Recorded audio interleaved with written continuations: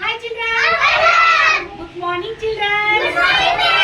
మనము ఇప్పుడు కూడిక తీసివేత అంకెలు నేర్చుకుందాం. ఓకేనా? ఏంటి ద్వారా నేర్చుకుందాము? 5 రామచిలకల ద్వారా నేర్చుకుందాం. ఇవన్నీ 5. ఒకటి ఎగిరిపోతే ఎన్ని ఉన్నాయి? 4. ఇంకా ఒకటి ఎన్ని ఉంటాయి? 3. గట్టిగా చెప్పాలా? ఇది ఎగిరిపోతే ఎన్ని ఉంటాయి?